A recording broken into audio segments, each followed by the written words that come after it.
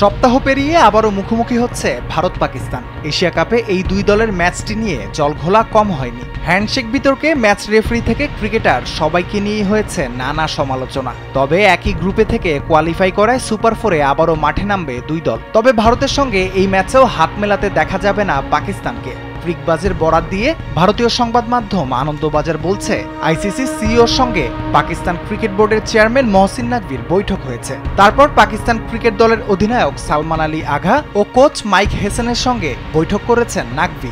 সেখানে পাকিস্তানকে নির্দেশ দেওয়া হয়েছে সুপার ফোরের ম্যাচে যেন পাক ক্রিকেটাররা ভারতের ক্রিকেটারদের সঙ্গে হাত না মেলাতে যান। স্যান্ডেলিনা সো, রূপচর্চায় আভিজাত্য। সুতরাং রবিবারও দুই দলের ক্রিকেটারদের হ্যান্ডশেক করতে দেখা যাবে না।